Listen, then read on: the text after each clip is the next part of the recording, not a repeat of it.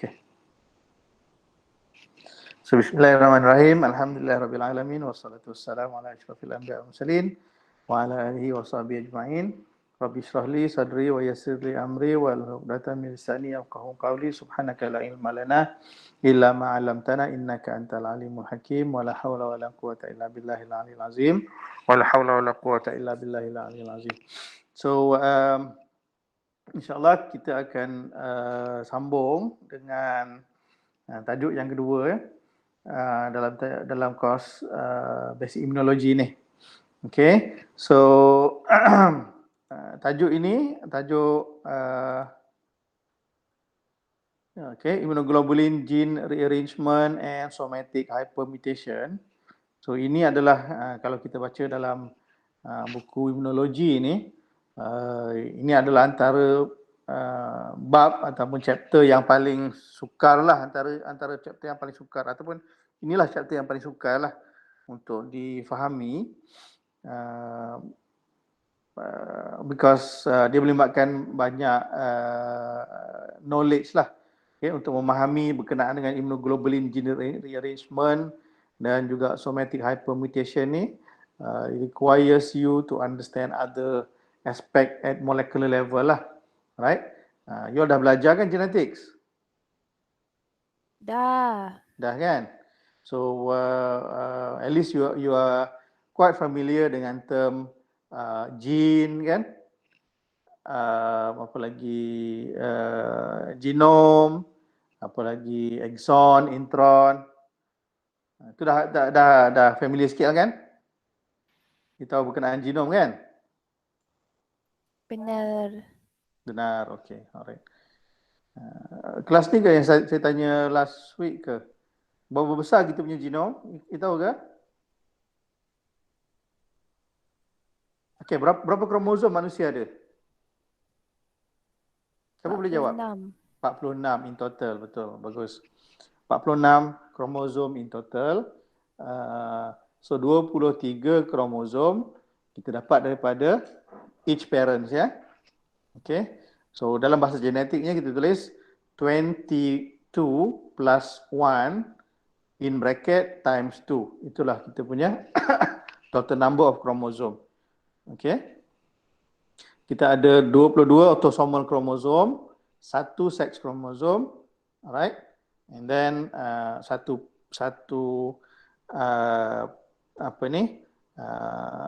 grup tu kita dapat daripada ayah kita, satu grup kita dapat daripada mak kita. So 22 plus 1 times 2 equals 46. Alright? Okay. So dalam each of the gene tu kita ada kromosom ni kita ada dalam seluruh kromosom kita ada genom kita. Alright? Okay. Dan dia setiap kromosom tu membawa gene yang berbeza-beza untuk code for protein yang diperlukan untuk setiap fungsi tubuh kita. Alright? Itu basicnya ya. Okay. Dan di dalam kromosom itu ada kromosom 22 dan 14 kan. So gene yang terlibat dalam untuk kod kepada pembinaan atau pembuatan antibody ini atau immunoglobulin ini terletak terutamanya untuk immunoglobulin heavy chain di kromosom 2. Okay.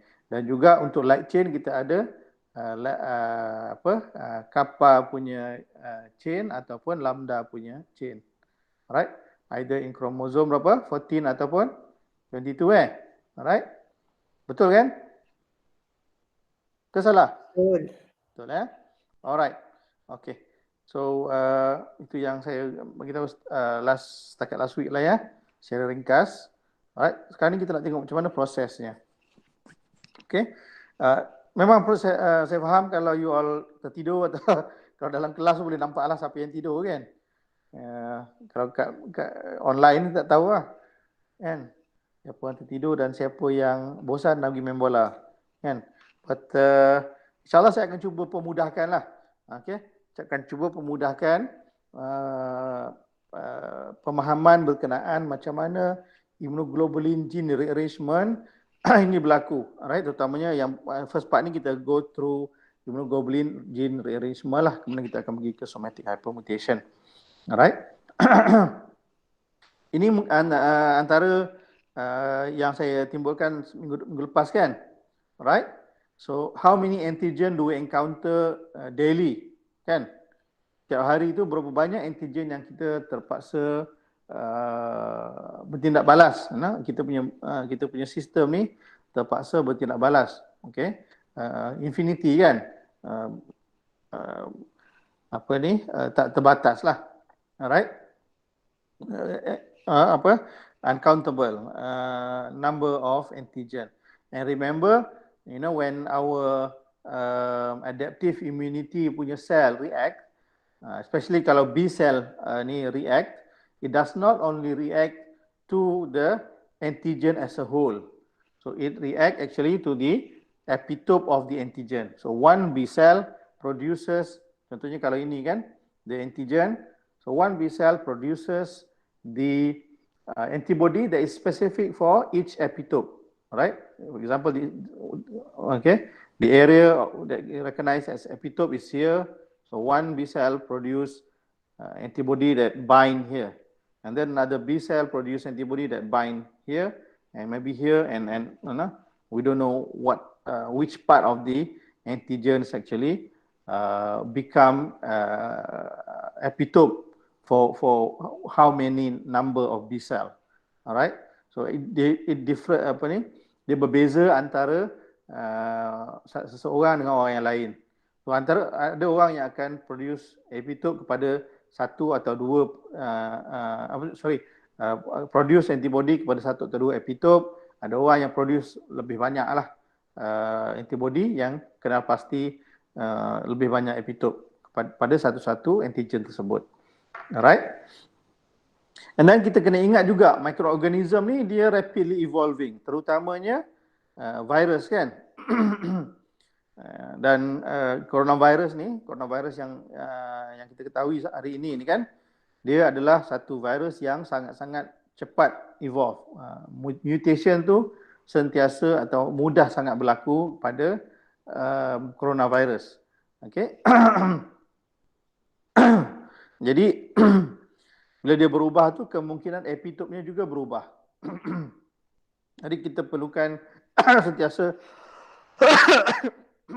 produce B cell yang produce antibody yang berlainan pada setiap masa. Kita perlu berterusan produce different clones of B cells.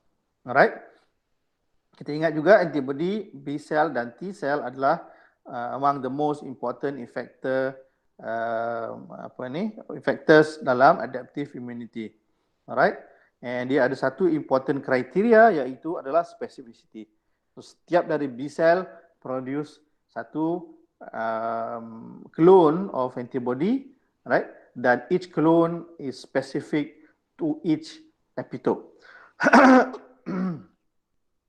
So each B and T cell express unique antigen specific receptor. Alright. So antibody itu spesifik, sama jugalah dengan antigen specific receptor yang diekspres pada B dan juga T cells. Okay. So if millions of antigen are there, okay, means we need millions of specific clones. Kan? Betul kan? So kalau ada banyak sangat antigen di luar sana, kita pun perlu produce banyak jugalah clone untuk antigen tersebut. Alright? Dan juga kita kena ingat ya, satu antigen yang masuk, okay, tak semestinya satu B cell saja yang terhasil. Okay, akan ada banyak B cell yang terhasil untuk melawan satu antigen. So it means that okay, kita perlukan lebih banyak pula B cells untuk melawan jumlah antigen yang tidak terhad ni. Okay, tidak terbatas ni. So how is that possible? Adakah kita perlu banyak tengok berapa, perlu produce terlalu banyak sel darah putih, terutamanya B cell. Okay. Tapi bila kita tengok dalam kita punya darah, kita kena pasti bahawa cuma very small portion of our blood ni ada white blood cell, dan dalam white blood cell itu pun very small percentage adalah B cell. So how is it possible that we can produce limitless number of possible clone, alright? Kerana dalam ilmu genetik atau molecular biology yang konvensional, kita tengok satu satu gene tu dia akan produce satu protein. Okay? So meaning that walaupun kita ada 6 billion bases dalam kita punya genom ni, adakah kalau kita nak produce 6 billion antibody dalam satu masa pun tak possible juga, kan? So how is it possible that we can produce this limitless number of possible clone of B cells? Okay, so ini adalah satu masalah dan persoalan yang banyak difikirkan oleh para saintis lah. How is it possible? Kan? It seems like it's impossible, kan? Tapi kemudiannya, alright, okay. Saya cuba ringkaskan lah ya, you all boleh baca nanti. Just apa ni, introduction saja. Okay, just nak bagi tahu lah, a series of experiments conducted in the late 1970s and early 1980s estimated the number of different BCR generated in normal mouse immune system to be at least 10 to the power of 7, meaning that how many of these? 10 million or 100 million, kan? But we now know that that estimate was many orders of magnitude too small. So saintis ni dalam tahun 70-an atau 80-an ya, tak lama sebelum ni ya, 70-an 80-an ni bukanlah begitu lama dalam perkiraan ilmu sains ni, kan? Okay, banyak yang discoveries yang kita tahu hari ini sebenarnya discover lebih lama daripada tu. Contohnya macam lampu apa semua ni lebih awal, tapi berkenaan dengan imunologi ni tahun 70-an dan 80-an pun masih kita very vague ideas about how our immune system works. Alright. So kiraan saintis dalam tahun 1970-an dan 80-an anggarkan bahawa kita punya immune system ni dia boleh produce sekitar 10 juta different BCR clones lah. Okay, tapi hari ini kita ketahui bahawa jumlah ataupun jumlah clone BCR, okay, yang berbeza ni dalam immune system kita lebih jauh banyak daripada itu. Alright. Okay. And then kita tahu bahawa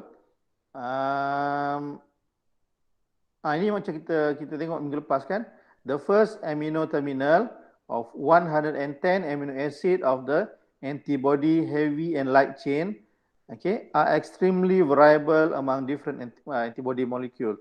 So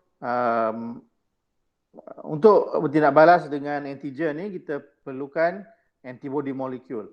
Dan antibody molecule tu tak semua part dia bergabung ataupun melekat pada antigen. Cuma okay, yang most important is the 110 amino acids. Kan bila kita tengok antibody tu adalah suatu protein, kan? Alright? Okay, ataupun polypeptide. Okay, protein is made up of polypeptide. Alright? Dan polypeptide itu is made up of amino acids, kan? So kalau kita baca amino acid, okay, the first 110 amino acid tu adalah yang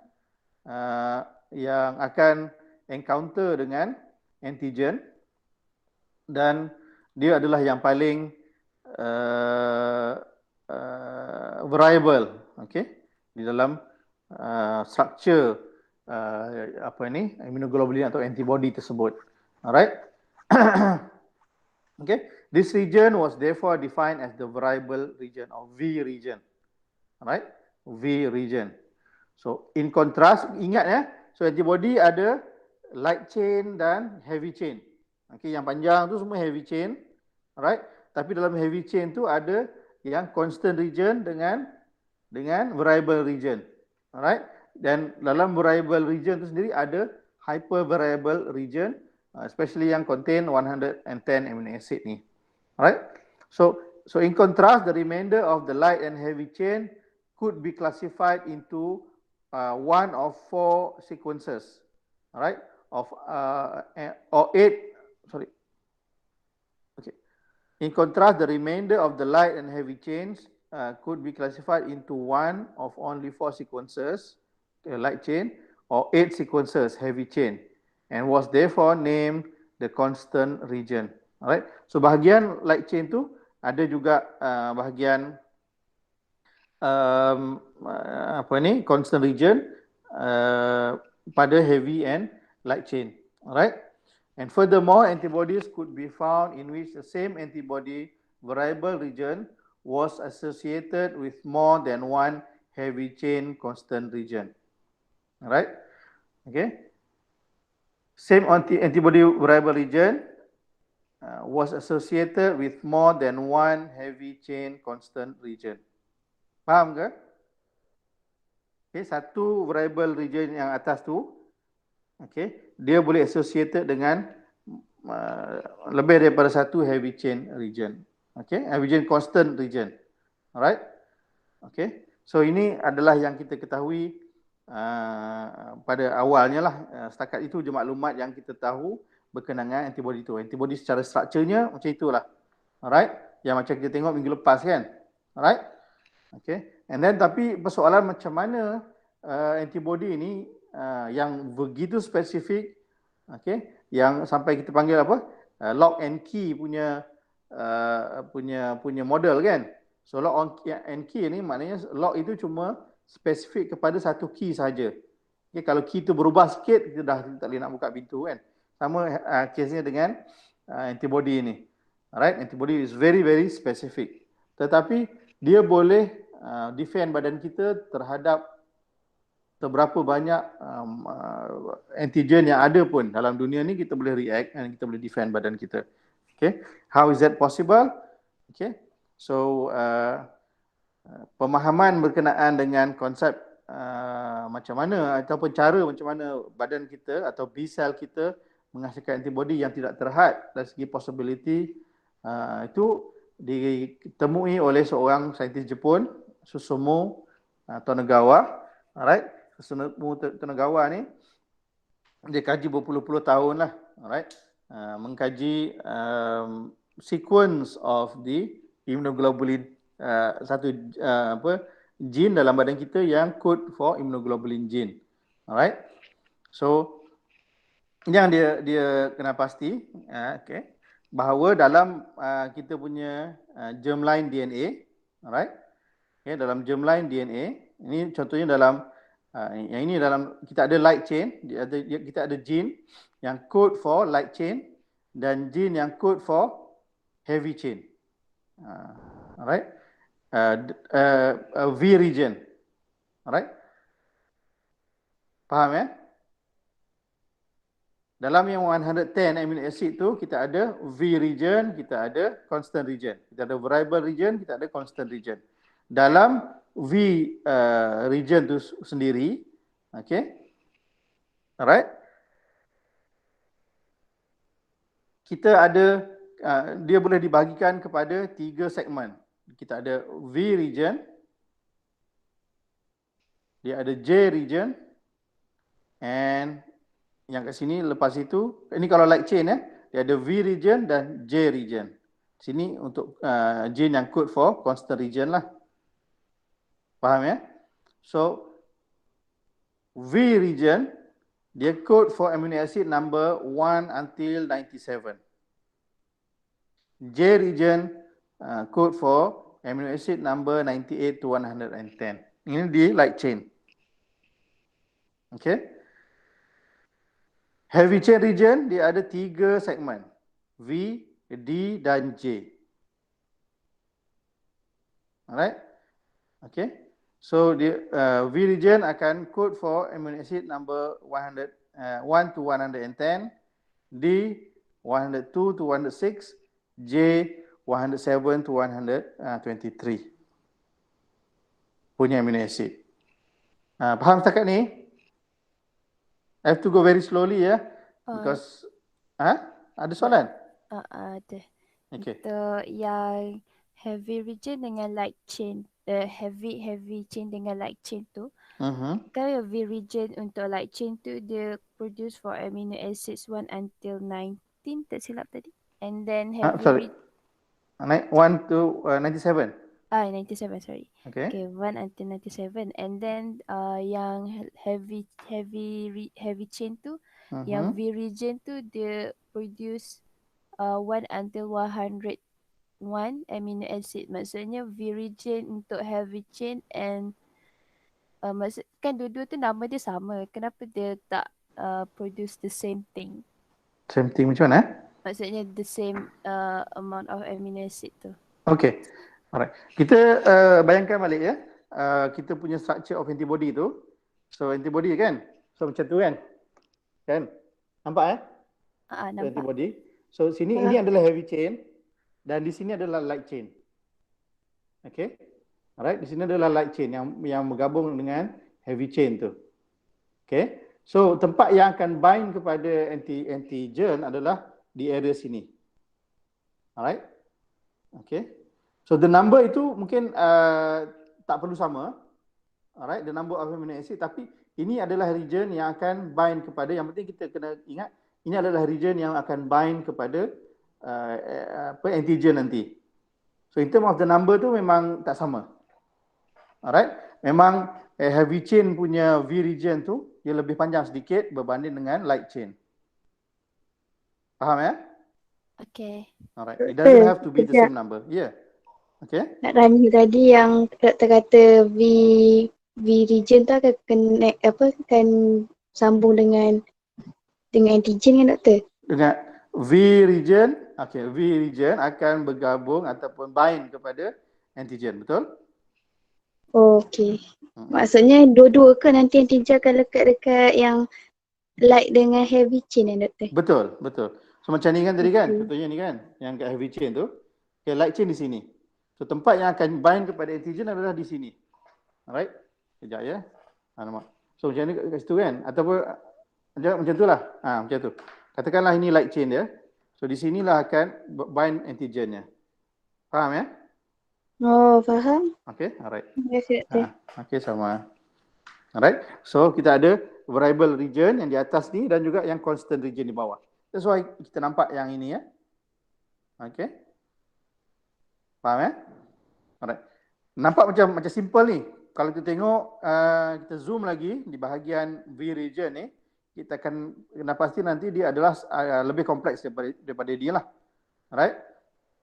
And this number nanti you akan jadi lebih pening nanti. So but be prepared. Okay. Ini adalah bahagian yang kod kepada amino acid 9 until 97. Sorry, 1 until 97. Ni code for amino acid number 98 for 110. Alright. Tapi dia akan nanti ada jumble down, akan ada bercelaru sikit. Okay. Tapinya in the end, okay, in the end jumlah amino acid yang terhasil nanti adalah inilah jumlahnya. Okay. Tapi number of gene yang ada di V region dan J region ni sebenarnya banyak lagi. Kita akan tengok nanti. Alright. Harap you tak terlalu pening sangatlah. Saya cuba ringkaskan nanti ya. Okay. Alright, ini yang saya bagi tahu minggu lepas. Alright, heavy chain ni coded dalam kromosom 14, kappa 2. Alright. And then human chromosome dalam kromosom 22. Alright, dalam mouse ni lain lah. Okay. Okay, alright.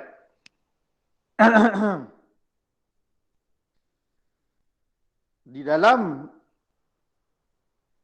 V region itu, okay, ingat ya, dalam light chain kita ada kappa dengan lambda punya light chain. Alright. So di dalam light chain itu sendiri ada dua segmen, iaitu V dan juga J. Betul? Okay.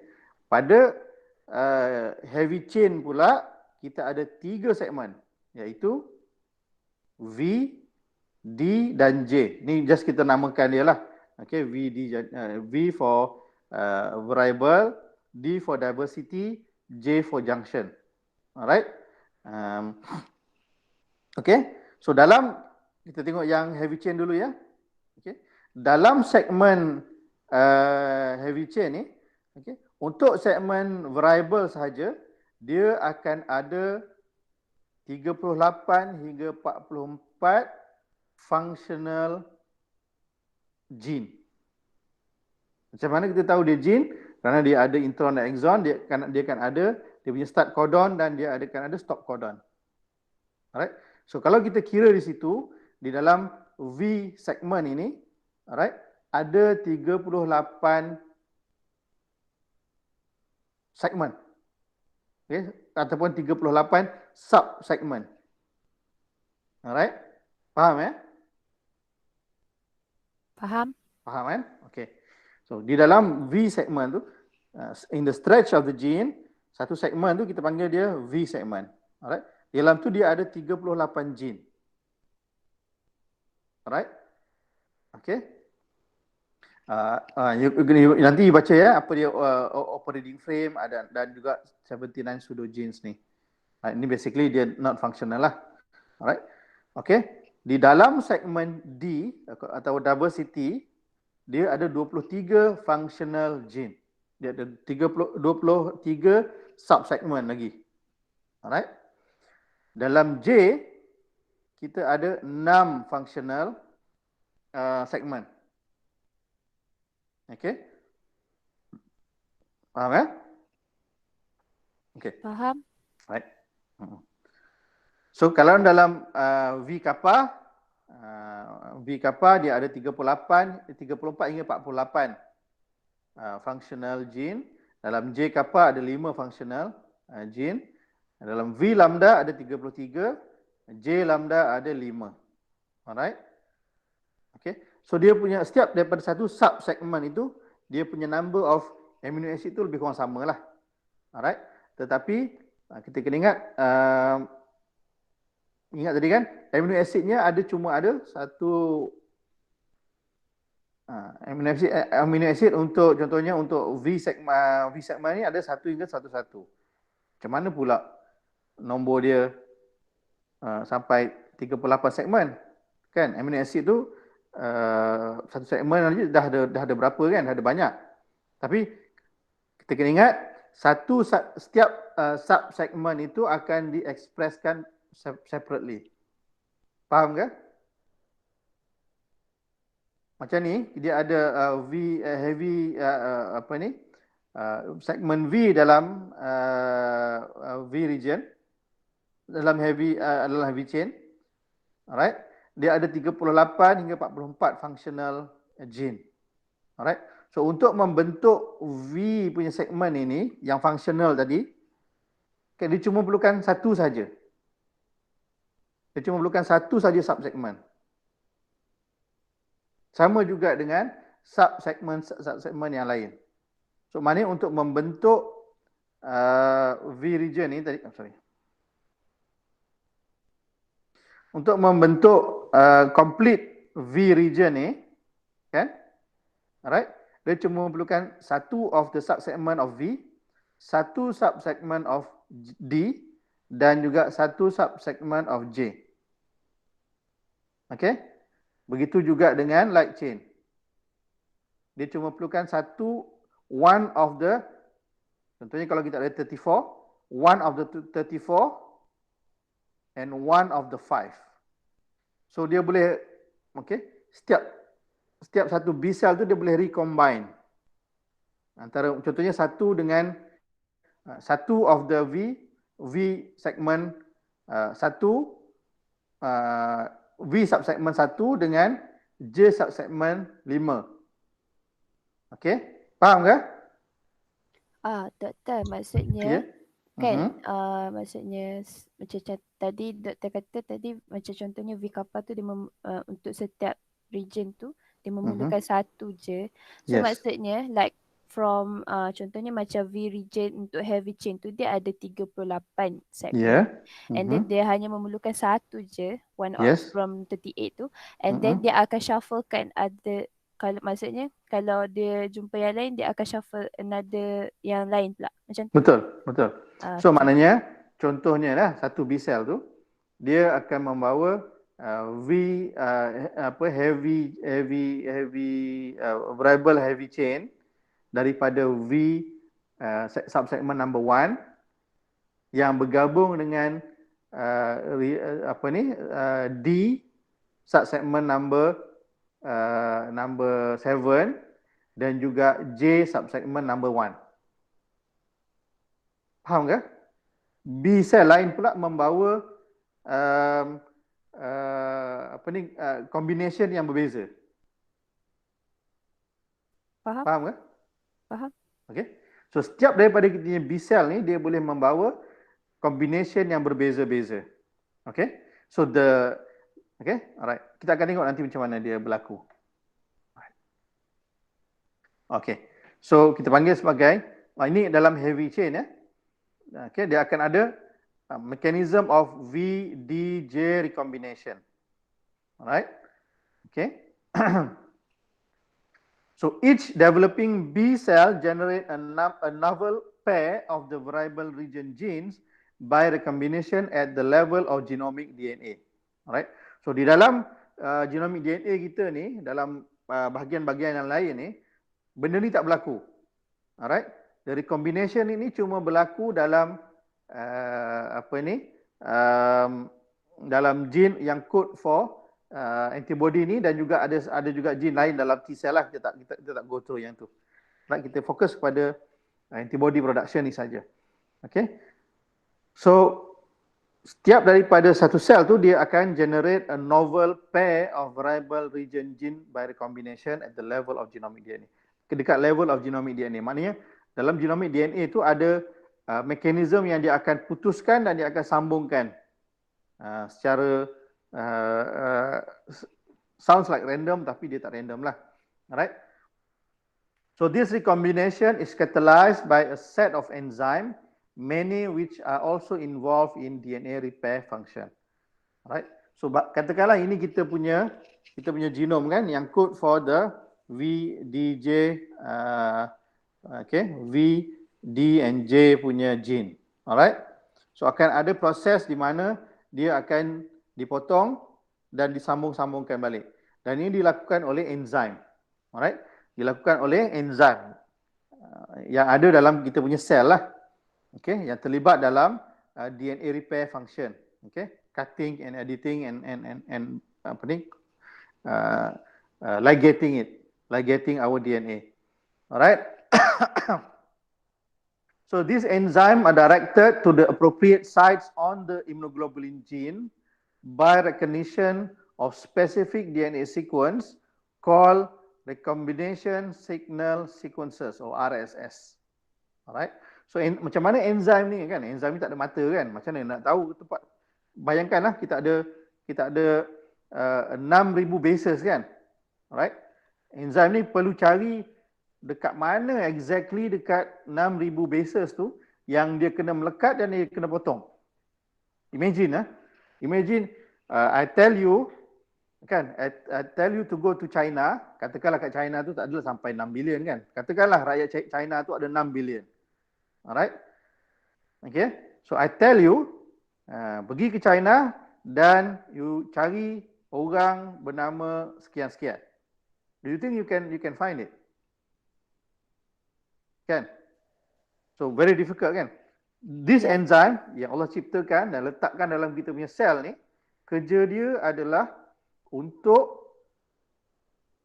kenal pasti dekat mana dia nak kena edit, dekat mana dia nak kena potong kat situ, di kita punya stretch of our DNA tu.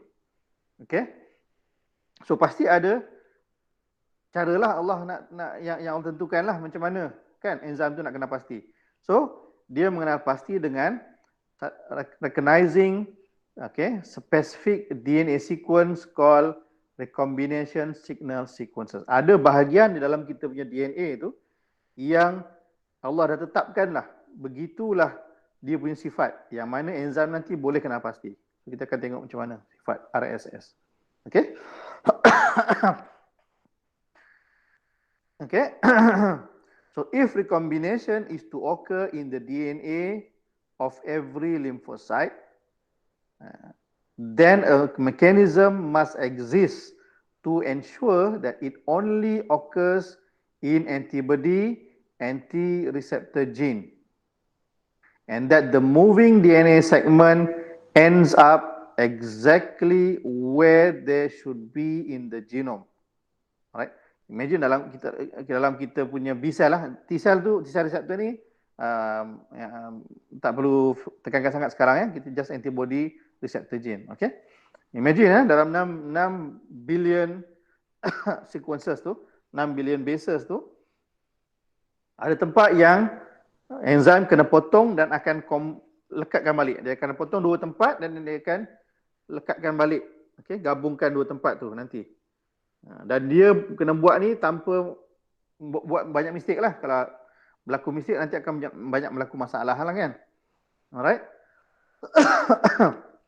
Macam kita kata kat sini kan. Alright. Kalau ada berlaku masalah, dire consequences including malignancy can ensure. Alright. Kalau ada berlaku masalah, banyak kemungkinan buruk yang akan berlaku, termasuklah berlakunya kanser kan. Alright. So macam mana RSS ni Allah tetapkan dalam kita punya sel. So dalam kita punya dalam kita punya kromosom 2, kromosom 22 dan juga kromosom berapa tadi? Kromosom 14 kan? Alright.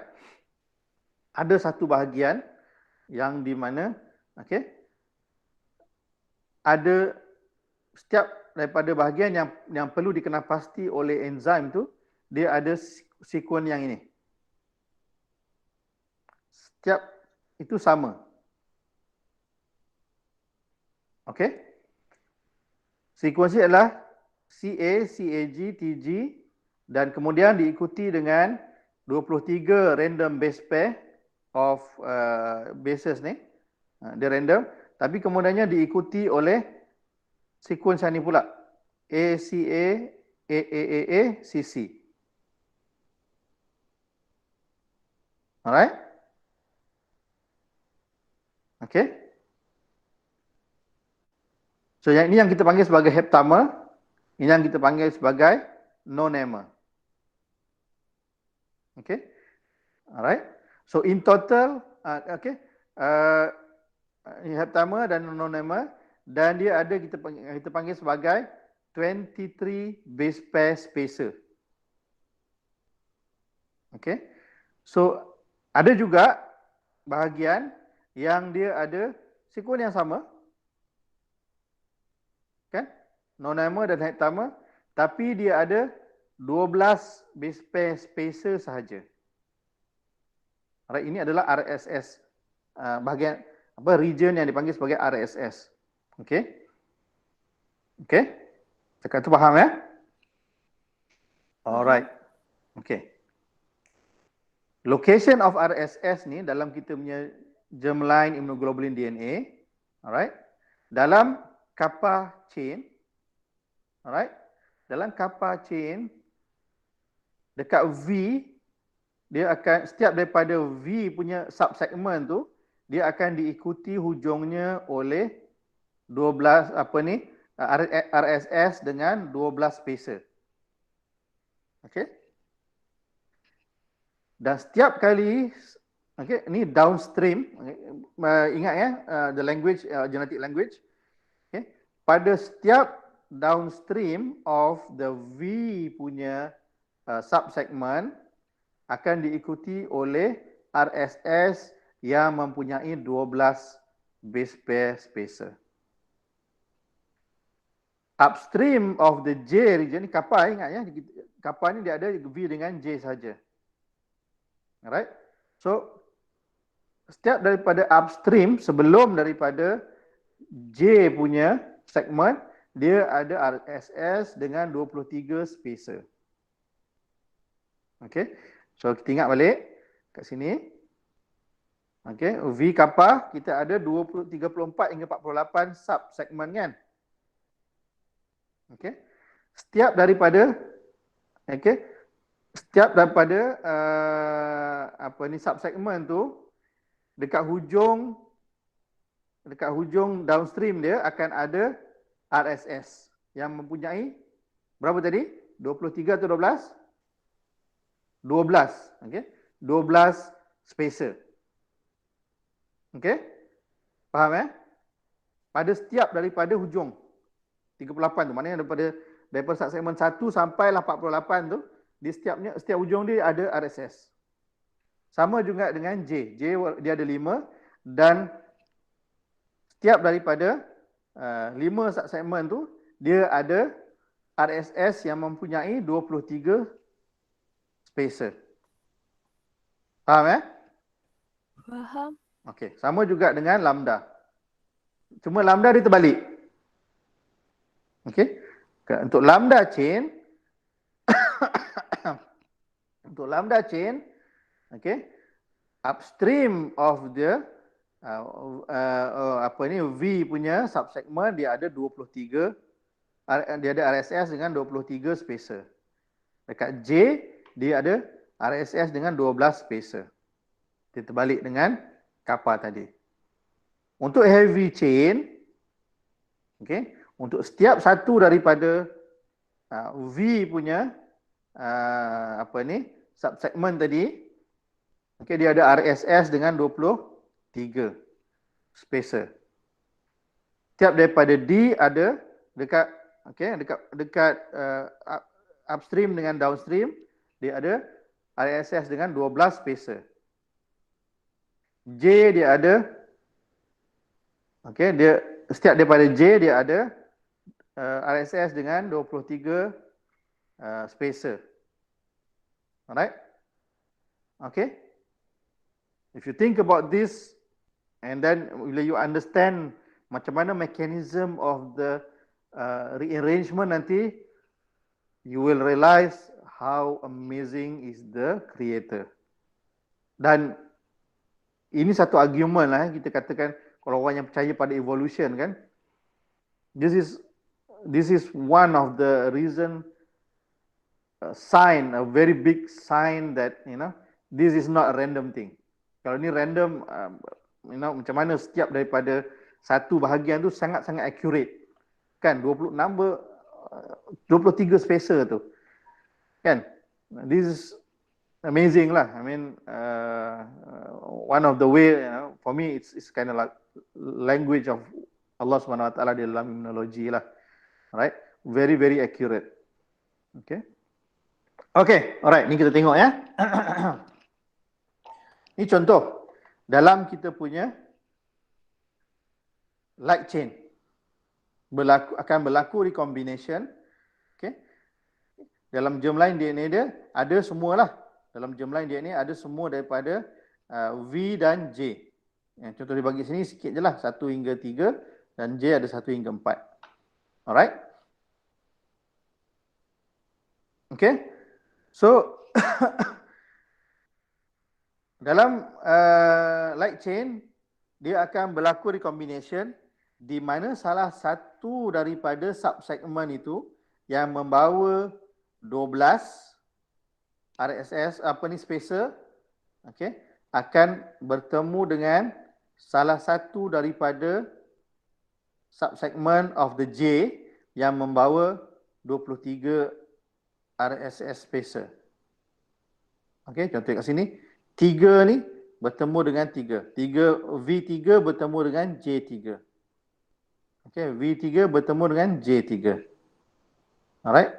So bila dia bertemu, alright, the RSS akan dipotong. Alright. RSS ni akan bertemu dengan RSS, tapi kemudiannya RSS itu akan dipotong dan dibuang. Okay. Dan hanya bahagian yang di mana RSS ni dah tak ada, itulah sahaja bahagian yang akan deactivated dan akan dibaca untuk menjadi protein. Faham ya?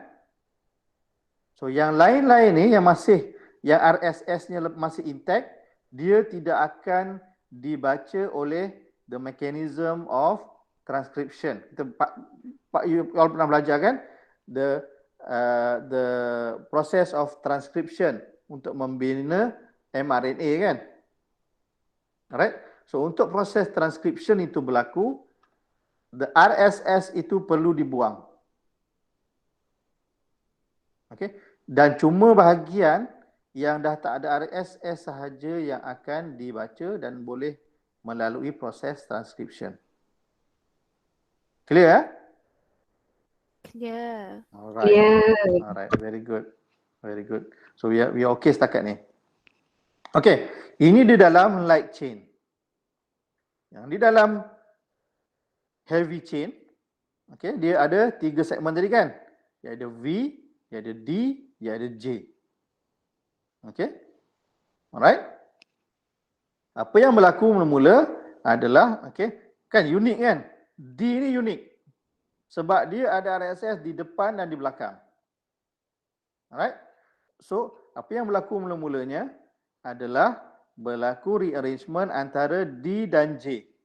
Salah satu daripada D akan bergabung dengan salah satu daripada J.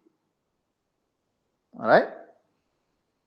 Okay. So di sini D dia ada 12 hingga 14 segmen atau sub-segmen. J dia ada 4. So dia akan bertemulah D 6 dengan J 4 contohnya dia bertemu.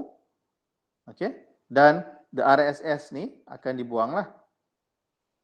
Okay. So that the gene would meet each other. Dan so sekarang ni dia akan ada tinggal yang ni je lah, yang upstream. Okay, RSS yang upstream akan bertemu dengan salah satu daripada V gene. Okay, the RSS will bertemu RSS. Okay, 12 bertemu 23 dan the RSS will be taken out and this is now activated. Okay, faham eh? Faham eh? Faham. Okay, that is the process. So, setiap daripada kita punya B cell, dia akan melalui proses ini dan setiap daripada satunya dia akan ambil mana-mana combination. Alright? Look like at random tapi sebenarnya tidak random. Alright? Okay? So imagine the possibility of combination will be limitless. Alright? Nah, ini secara yang lebih detail lah. Okay? Alright. Ini untuk ini saya cuba gunakan tie ni ya untuk demonstrate. Nanti kita akan buat, you all nanti buat sendiri. Kita akan go through nanti dan kita akan tengok macam mana outcome-nya. Alright. So, contohnya kat sini adalah V region. Nampak Nampak tie saya? Nampak. Okay. Kita imagine di sini adalah V region. Untuk light chain Di sini adalah V region. Okay. Dan di sini adalah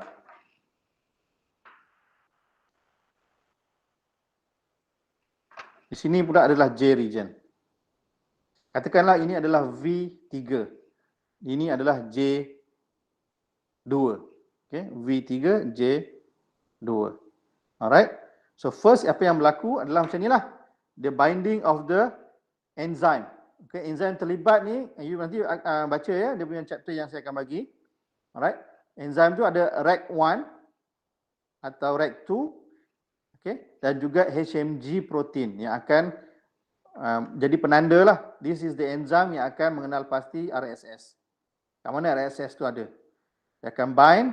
Okay, dua enzyme tu dia akan bind. Dan dia akan juga bind kepada tempat yang satu lagi. Okay. So dia akan bind kepada RSS yang 23 spacer dengan RSS yang 12 spacer. Alright. Okay. First dia akan kenal pasti. Kemudiannya apa yang akan berlaku adalah dua-dua enzim ni dia akan bertemu. Okay. exactly at the area, okay, dia akan bertindan exactly di tempat RSS itu. Alright? RSS yang 23 spacer dengan RSS yang 12 spacer. Alright? So, this area kemudiannya akan berlaku yang kita panggil sebagai cleavage and processing. Alright? Berlaku proses pemotongan, alright?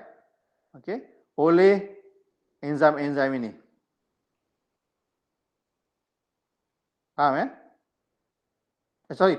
Enzim-enzim ini.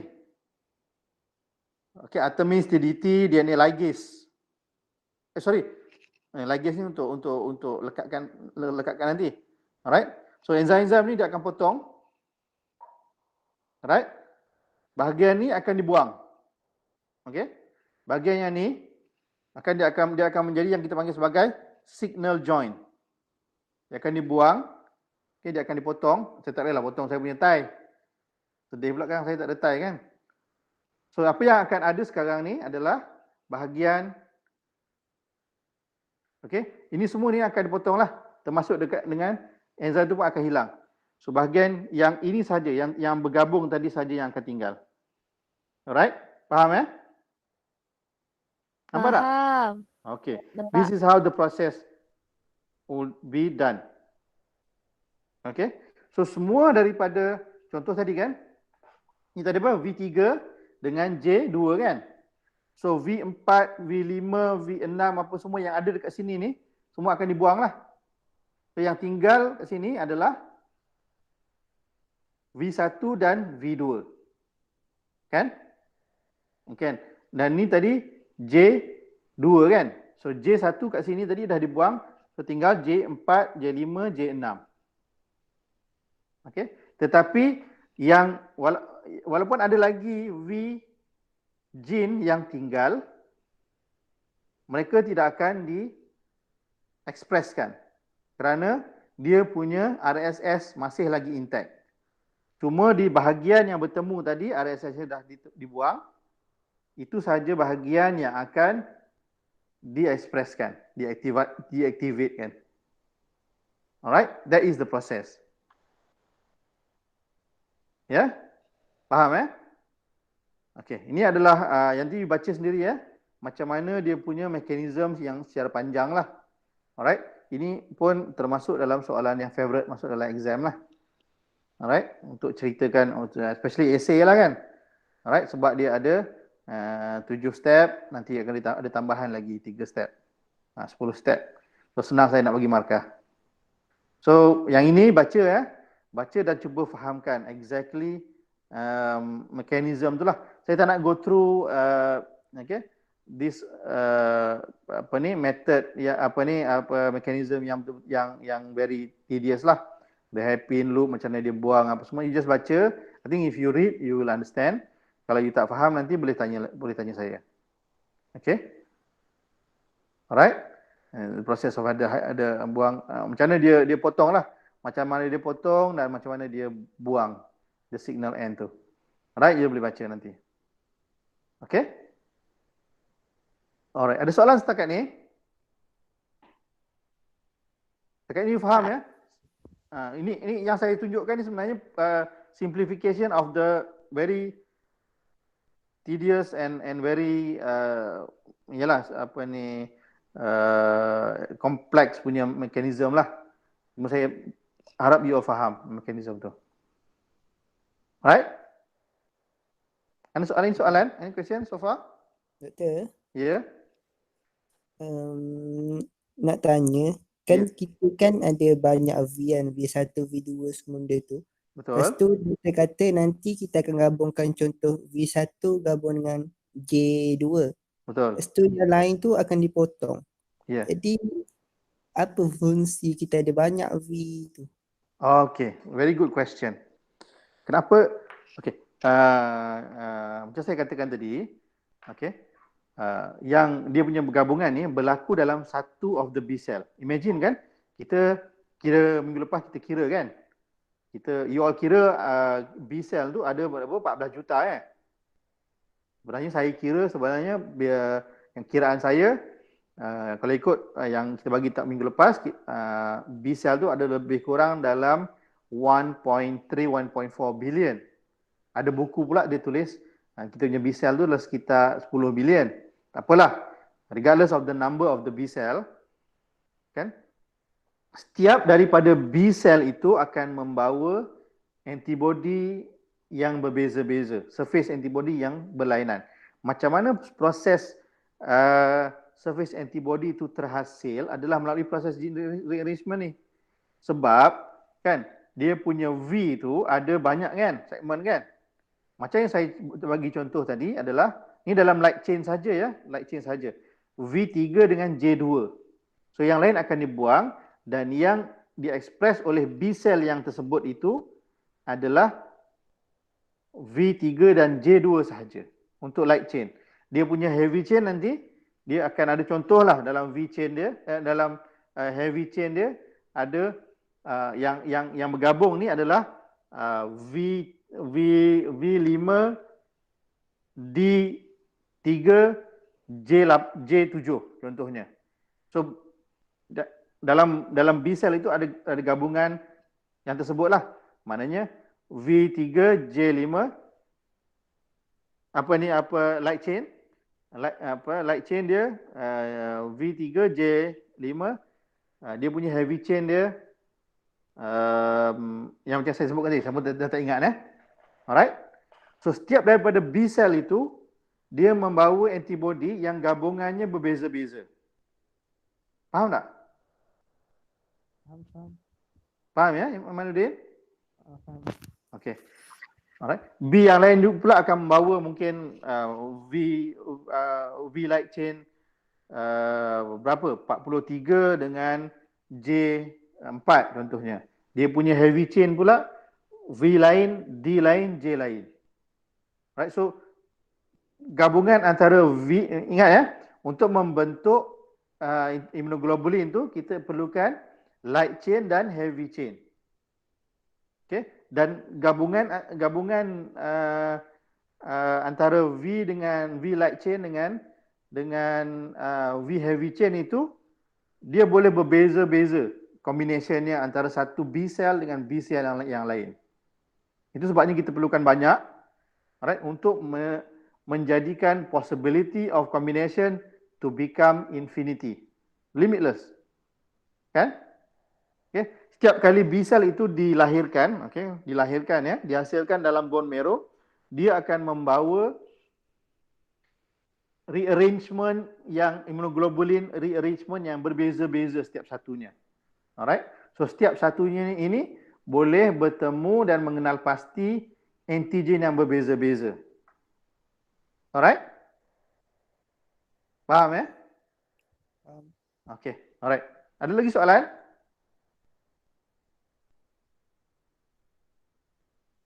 Tak ada ya? Okey, kita sambung. Alright? Saya nak kita pergi slowly to make sure that you understand. Kerana itulah sebab kita jauh, kalau saya dekat saya lebih boleh demonstrate dengan lebih jelas lah. Alright, sekarang agak limited. Kalau ada apa-apa soalan, you just tanya saja. Alright, make sure you understand. Alright, ini pun satu ini proses yang prosesnya lah to summarize lah ya. Okey. Yang tadi. Ini. Okey. Alright. Combinational antibody diversity in humans lah. Okey. Kalau untuk heavy chain, okey. Untuk heavy chain kita ada V, kita ada 41 subsegmen, D kita ada 23 subsegmen, J 6 subsegmen. So possible number of combination lebih kurang inilah numbernya. Untuk kappa pula dia ada V dengan J kan. This is the possible number of combination. Right, untuk lambda chain dia ada this possible number of combination. Right? So kalau kita kira this is the possible number of combination. Okey, secara kasarnya lah. Tapi kita ingat nanti akan satu lagi proses yang dipanggil sebagai somatic hypermutation. Alright, yang nanti menjadikan the possibility of kita punya antibody yang terhasil tu macam mana rupa dia tu akan ada limitless number, dan kebarangkalian antigen yang dia boleh kenal pasti nanti akan jadi limitless number. Alright. Cuma kena ingat ya, saya nak stress sekali lagi bahawa satu rearrangement itu berlaku dalam satu B cell yang naif, yang belum bertemu dengan antigen. Untuk meningkatkan possibility dia lah untuk kenal pasti antigen bila mana dia keluar nanti. Faham ke?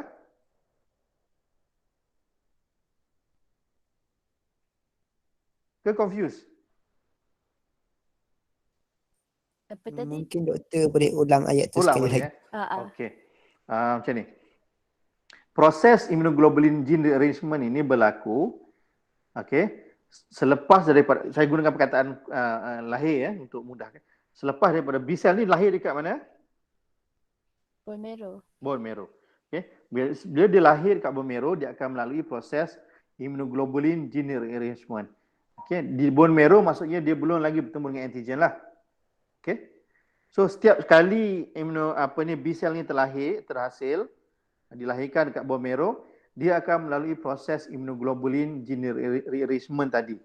Maksudnya dia punya DNA tu, gene tu dia akan berlaku rearrangement yang macam tadi untuk dia menghasilkan antibody lah. Right? Yang setiap satunya berbeza-beza. Supaya untuk meningkatkan kebarangkalian untuk kalau ada antigen nanti di luar, akan ada satu, sekurang-kurangnya akan ada satu B cell yang boleh kenal pasti antigen itu. Okey, sebab setiap daripada B cell yang terlahir itu dia akan membawa antibody yang berbeza-beza. Faham Faham. Maksudnya from bone marrow tu dia akan berlaku rearrangement. Yes. Tapi kan lepas daripada keluar daripada bone marrow tu dia tak bertemu lagi with any antigen. So dia just make a possibility dah. Yes. Yes. Yeah. Okay. Dia akan make as many possibility as possible untuk sekurang-kurangnya ada satu B cell yang boleh mengenal pasti antigen yang di luar tu nantinya. Alright? And then kita kena ingat bahawa yang kita kira tu 14 juta kan, yang you all kira minggu lepas tu adalah jumlah B cell yang ada dalam satu-satu masa. Kita ingat ya, B cell dia punya umur dia tak panjang kalau dia tak bertemu dengan antigen. Alright? So badan kita akan sentiasa menghasilkan B cell, alright? Dan setiap satunya, walaupun dalam satu-satu masa dia ada dalam 14 juta, tapi badan kita akan terusan menghasilkan B cell. Dan setiap satunya membawa immunoglobulin gene rearrangement yang berbeza-beza. Alright? Faham ya? Faham ya? Okay, alright. Boleh tak kita berhenti dulu setakat ni? Saya nak kena check apa dia, ada orang ketuk pintu. Kita break dalam 5 minit Boleh. Okay, alright. Thank you. Okay.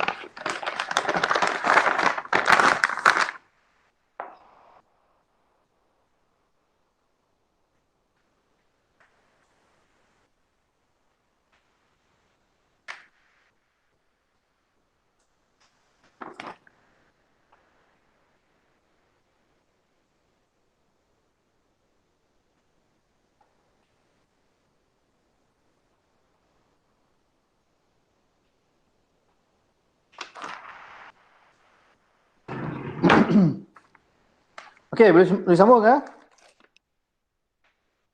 Boleh. Boleh ya. Saya pun suara dah tak berapa nak ada ni. Sepatutnya daripada pagi lagi. Ada Viva kan. Okey. Okey, kat mana kita tadi? Kita kat sini ya. Okay, to summarize, Okay, to summarize, the diversity of the naive BCR repertoire is shaped by the following mechanism. So, kenapa nama dia naif? Kerana macam saya kata tadi, dia dihasilkan di bone marrow dan dia belum lagi bertemu dengan antigen. Right? Dia masih naif lah. Macam you all lah kot. Yang lelaki belum bertemu dengan orang perempuan. Yang perempuan pun belum bertemu dengan lelaki kan, sama-sama naif lah. Alright. So antibody ataupun B cell yang mana antibodinya belum bertemu dengan antigen, dia masih naif lah kita panggil. Alright. Dan setiap daripada naif BCR repertoire ni, B-cell receptor punya repertoire, dia di shape by the following mechanism. Right. Number one, multiple gene segment exist at heavy VDJ and light chain. V and J loci dalam dia punya gene. Alright. Ada banyak segmen yang macam saya katakan tadi. Ini apa pun nak ni. This can be combined with one another to provide extensive combinatorial diversity. Alright. So ada lagi proses yang saya skip tadi, ada lagi proses yang you boleh baca nanti ya. P nucleotide addition results in the DNA hairpin at the coding joint is cleaved asymmetrically, filling in the single-stranded DNA piece resulting from this asymmetric cleavage generate a short palindromic sequence. Dia akan ada proses yang kita panggil sebagai P nucleotide addition lah. Yang ni saya tak masukkan tadi sebab yelah nak cerita satu-satu nanti dia cerita tu jadi complicated sangat. Alright. Dia ada proses dipanggil P punya hydroxyl addition tadi. Alright. P nucleotide addition tadi.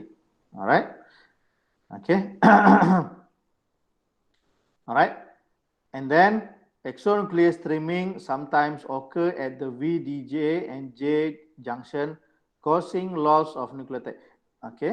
And then number 4, non-templated N nucleotide addition in the heavy chain result from the TDT activity. So mechanism 2, 3 dan 4 give rise to extra diversity at the junction between gene segment which contribute to the rupanya dekat CDR3 itulah, complementary determining region, maknanya tempat yang betul-betul bergabung antara antibody dan antigen. Alright. So saya nak cerita sikit lebih lanjut kat sini ya. Sebab saya skip tadi untuk memudahkan cerita yang tadi.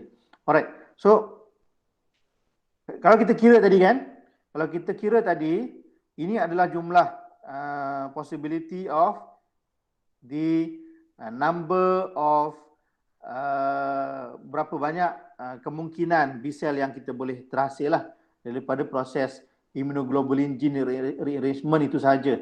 Strictly based on the number of the subsegment tadi. Alright? Adalah this number. Tetapi kita tengok tadi selain daripada yang tadi kan saya cakap pasal somatic hypermutation, ada juga proses-proses lain. Alright? Bila pemotongan itu berlaku kan, bila kita tengok tadi kan, bila combine antara dia punya RSS tadi akan ada pemotongan berlaku. Alright.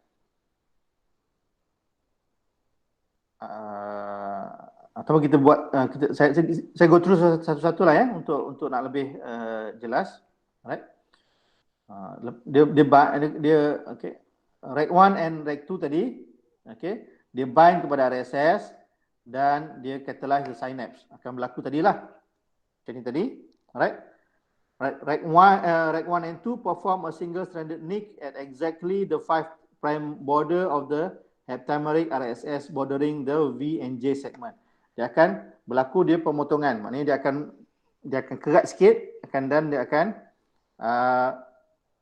berlaku potonglah Nick. Dan kemudian hydroxyl group attacks the phosphate group of the non-coding strand of the weak segment to yield a covalently sealed hairpin coding end and blunt signal end. Kat sini dia akan potong, alright, dan dia akan ada yang kita panggil sebagai hairpin coding end dan juga blunt signal end. Yang ini coding end ni dia akan jadi hairpin, maknanya dia akan jadi bergabung lah, dia akan antara ini dengan ini dia akan bergabung, dan yang sini akan ada blunt end, maknanya putus kat sini lah. Alright. And then dia akan ligate the signal end. Yang sini yang ini yang kita nak buang ni, kita panggil dia sebagai signal end dan dia akan ligatekan. Alright. Okay. Untuk ligatekan, untuk yang the opening of the hairpin can result in a 5' overhang and 3' overhang or a blunt end. Alright. Yang dekat tempat yang kita potong tadi, yang untuk menjadi coding end tadi, kita ada coding end dan juga kita ada signal end. Signal end ni kita akan buang lah nantinya. Coding end ni akan menjadi bahagian yang akan code for the protein tadi kan. So dekat bahagian yang tinggal ni, dia akan ada 3 kemungkinan. Alright. Dia kemungkinan satu dia akan ada overhang. Ingat kan DNA tu kan dia ada double strand kan. Kalau potong dia betul-betul lurus, dia akan ada kita panggil sebagai overhang. Maknanya ada bahagian yang dekat sini yang masa sebelum dia nak lekatkan tempat yang dia potong kan. Nampak ke tidak tu? Tempat yang dia potong tu kan. Ni yang bahagian yang dia buang, ni yang bahagian yang tinggal. Tempat yang dia potong itu, alright, boleh jadi ada overhang. Alright. Boleh juga jadi blunt end. Kalau blunt end ni dia boleh akan nantinya dia akan lekatkanlah dua-dua ni. Alright, terus saja kalau dia blunt end. Tapi kalau dia overhang, bahagian yang overhang ni, bahagian yang kosong ni mesti diisi. Kalau tidak dia memang tak boleh melekat. Okay. Kan tujuan kita tadi ni bertemu dengan ni untuk melekatkan yang ini dengan yang ini kan. Right? Tapi kita kena pastikan yang tempat pemotongan tu jadi lurus dari blunt end. Kalau tidak, dia tak akan melekat. Jadi kalau dia pemotongan tadi dia tak lurus, dia akan ada overhang. Jadi bahagian yang overhang ni dia akan ditambah lah. Alright? Okay. Sama ada ditambah ataupun dipotong. Alright? Okay? So, untuk menjadikan dia blunt end. Okay? Cleavage of the hairpin generate sites for P-nucleotide addition. Okay, dia akan ditambah dengan P-nucleotide. Kat sini. Untuk menjadikan dia blunt end. Okay? Enzim yang terlibat kat sini dipanggil Artemis. Alright? Okay? And then filling of the complementary strand by DNA repair enzyme. Kemudian dia akan ada bahagian yang satu lagi tu, dia akan ditambah juga dengan complement DNA repair enzyme. Okay? Ini bahagian yang Artemis tambah, ini bahagian yang ditambah satu lagi sebagai complement. So dia akan jadi blunt end. Alright? So penambahan ni pun akan menambahkan lagi kebarangkalian untuk macam mana rupa antibody yang terhasil nantinya akan jadi berbeza. Okay? So proses ini akan menambahkan lagi kemungkinan nombor ataupun the diversity of the antibody itu nanti. Alright? Okay?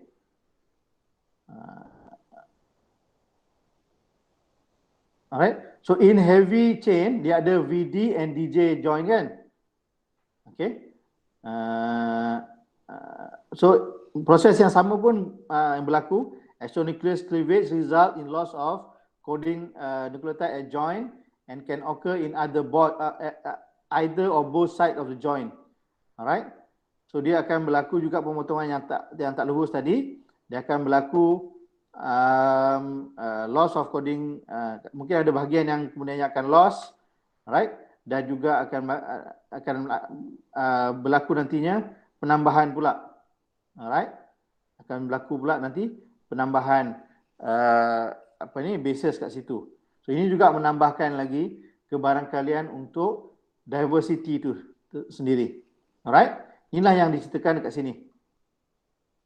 Alright. Okay. Ini menyebabkan kita punya antibody yang terhasil itu, walaupun combination itu berlaku antara satu dalam V dengan dalam light chain tadi, satu V dengan satu J, tetapi ada proses lain juga yang menambahkan lagi kebarangkalian untuk berlakunya diversity itu. Alright. Faham setakat ni ya? Faham. Okay, alright. So, macam mana, nak berhenti kat sini ke? Saya rasa berat ni kalau nak teruskan. Boleh kita berhenti kat sini dan kita cari waktu lain untuk kita teruskan berkenaan dengan proses yang seterusnya. Sebab saya takut nanti you all di belakang tabir tu ramai yang tertidur sebab sangat-sangat complicated. Ya, dan heavy. Alright. Boleh ya, kita berhenti dulu kat sini. Sebab I think kita just 12.30 dah lebih kurang. Kita cari nanti waktu lain ataupun kita terus jumpa lagi next week. Kalau next week tak selesai kita punya lecture ni, kita cari waktu lain untuk kita sambunglah untuk lengkapkan bahagian 3 minggu ni untuk B cell saja. Boleh ya? Boleh. Boleh. Doktor. Okay, thank you very much. So hopefully tak terlalu heavy apa yang saya bagi. Nanti kita akan demonstrate lah ya. Can each one of you buy a piece of cloth ataupun ribbon? Boleh. Boleh ya. Kita dapatkan satu ribbon yang berbeza color lah. Dua ribbon yang berbeza color. Kemudian nanti saya akan bagi instruction. Ataupun sekarang saya bagi instruction. Alright. Okay. So, setiap orang dapatkan ribbon ataupun kain yang berbeza color. Ikutlah color apa you minat. Tetapi dua kain yang berbeza color. Dan di setiap daripada salah satu daripada ribbon tu kita anggap dia sebagai heavy chain punya gene. Alright. So bahagikan dia kepada 3 segmen. Yang V segmen ni tak payah letak banyak lah. Kita letak dalam 10. Okay. Yang D you letak lebih kurang dalam 5. And J you letak 5 juga. Boleh? Letakkan segmen-segmen. Pelukiskan segmen lah. Contohnya lukiskan, ingat ni bahagian V, lukiskan satu warna hitam kat situ. And ni kata situ sebagai V1. Ni V2. Ni V3. Alright? Yang D pula you buat D1, D2, D3 sampai D5. J pun sama. Boleh? Alright? Yang satu lagi ribbon kita anggap dia sebagai light chain. Okey? Kita anggap dia sebagai light chain. Katakanlah kita buat V-nya ada 12 ataupun 10 juga, dan J-nya kita buat 7 atau 5. Okey? Buat tu dulu, nanti kita akan go through the demonstration nanti. Boleh ya? Boleh. Boleh. Boleh? Okay, alright. And then kita akan tengoklah macam mana sebenarnya proses itu. Kita akan boleh beri gambaran lah bagaimana proses de-rienrichment ini membuatkan kita punya B cell yang terhasil, yang terlahir nanti mempunyai kebarangkalian yang tidak terbatas untuk memastikan bahawa setiap satunya akan boleh mengenal pasti apa juga antigen yang ada di luar sana. Alright. Dan dari sini yang saya juga bila you baca nanti the chapter, hopefully you can realize lah, and then you can appreciate macam mana kehebatan pencipta kita lah. Dalam kita punya sel yang sekecil-kecil itu, ada bahagian yang spesifik itu, ada pula bahagian, ada satu bahagian yang spesifik yang dibahagikan lagi kepada beberapa subsegmen tadi kan, yang kita tengok. Dan setiap daripada subsegmen tu ada pula spesifik code, kan? Spesifik code yang Allah tinggalkan untuk memastikan bahawa dia punya proses itu sentiasa betul. Alright? Dan sentiasa tidak menyebabkan abnormality pada kita lah. Alright? So kita belajar imunologi bukan sekadar untuk kita belajar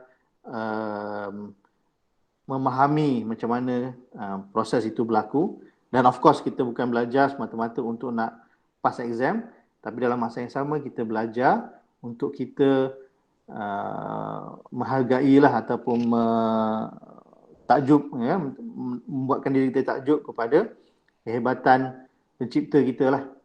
Okey, dia memberikan dia punya, ya, ilmu Allah tu untuk menciptakan benda yang sebesar-besar galaksi dan juga sekecil-kecil bahagian dalam kita punya sel itu. Alright? Okay? Yang kita tak boleh nampak pun sebenarnya. Alright? Dan itulah. So, ada apa-apa soalan sebelum saya tutup?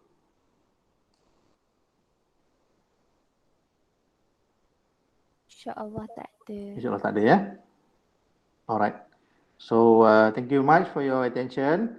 So, hopefully ayat 10 semua dah login, ya? Tak ada yang tertinggal, ya? Dah. Kelas lab remind, ya? Sebelum pukul 2, ya? Sebelum pukul 2, pastikan semua dah login ayat 10. So, last week ada 2 orang yang tertinggal. So, last week tak apalah, saya kata tulis email kalau yang dah tertinggal. Tapi kan hari minggu ni, kalau tinggal lah, ya? Kalau yang tak login tu, saya anggap tak datang lah. Okay? Okay. Alright. Thank you very much. Kita jumpa lagi insyaAllah minggu depan. Assalamualaikum warahmatullahi wabarakatuh. Thank you, Doktor. Waalaikumsalam. Thank you, Doktor. Thank Thank you, Doktor.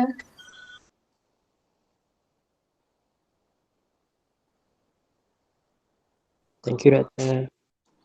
Okay, thank you. Thank you, Doktor. Terima kasih.